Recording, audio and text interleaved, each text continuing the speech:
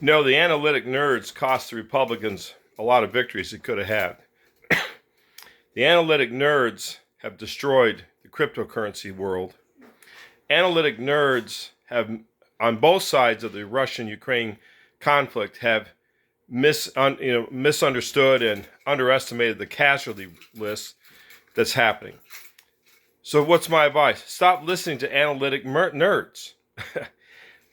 These people, you have to ask these people, these analytic nerds, when you're in a business meeting and they're telling you to do something based on their analytics, you need to ask, you need to look at the human side of them, like their psychology. Like, have you ever played sports? Have you ever played football, basketball, baseball, golf, tennis? What's your sport, man? What's your sport? And then, like for me, let me example. When I was in college, I was on the fencing team. I was on at that time, they only had Taekwondo team. And it's on the golf team. So I like golf, swordsmanship, fencing, and Taekwondo. I understand what Taekwondo is. Okay.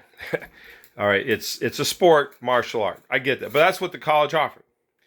But on the side, I had done a lot of mixed martial arts back in the day before it was called that. And I had learned Kempo karate, learned judo, and I learned from a Japanese SWAT police guy who taught us all kinds of Japanese SWAT defense. So, we learned how to fight. You learn how to fight, and you learn how to take a punch. You learn how to get the hell knocked out of you and get up and keep fighting. And that's what football guys go through, too. When you're out there on the gridiron getting a 340-pound lineman running at you full blast and they hit you, and you're only 230 pounds, you have to learn how to take a hit. And in football, it's all about momentum. Every sport, it's momentum.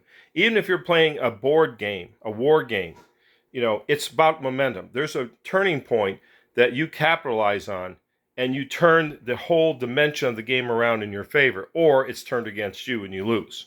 This is true in football, fencing, mixed martial arts, board games, whatever it is. Bridge, whatever it is. But too often analytic nerds, come in and say, well, if you do this on this, again, you have to read the room. You have to read the field. You have to read the stand, the fans, because you got that fan energy, the fans in the stadium. You got that energy on your side or against you. You have to read all this to understand what's going on. That's why football is great to watch, because in politics, it's like a football game. There's two sides fighting it out. There's all these fans, and you got your fans, they have their fans, and you're drawing on that fan energy to help you give you that extra player on the field, or you're trying to prevent an extra player coming on the field by silencing your opponent in his home turf by shutting him down. That's why so many things are screwed up, because people don't read the human aspect of all this stuff. They just look at the analytics, they look at the polls, they look at this, and then they make an analysis. They're analytic nerds. Hey, if you want to be an analytic nerd, great. But that's why I didn't get taken in by all this. I knew the Republicans were going to maybe eke out some victories, but not many. I'm not a smart guy. It's just I can read the room.